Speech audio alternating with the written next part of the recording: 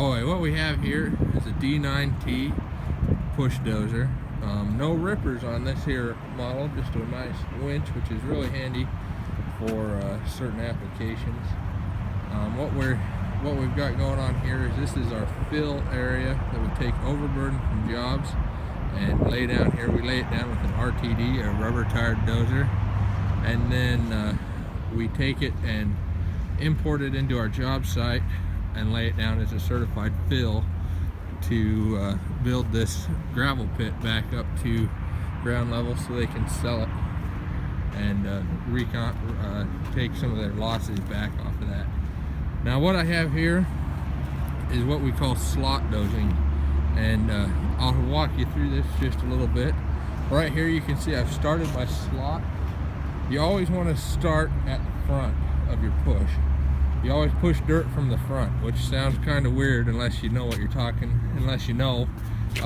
but you start at the front. You don't want to cover long pushes. Dozers work best on short little pushes, and so you start here at the front and you start cutting down and pushing off the end of your push.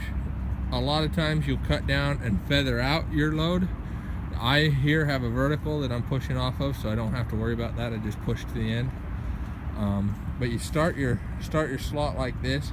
You use the sides of your slot to hold your load and to hold your load in your blade, so you carry a lot more dirt that way in your dozer. As you can see over here,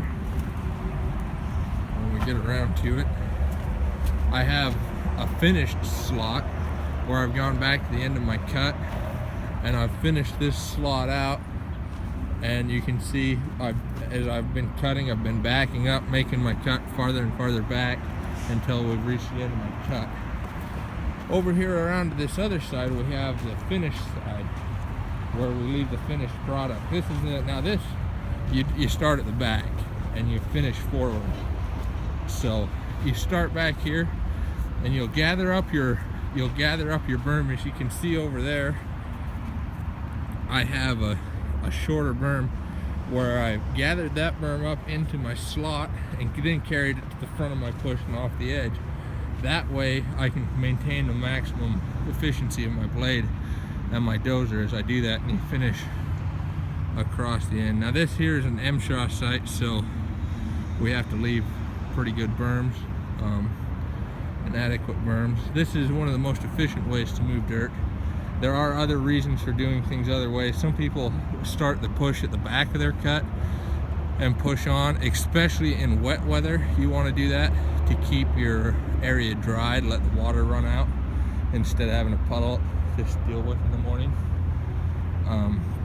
But yeah, that's one way to move dirt, and it works well.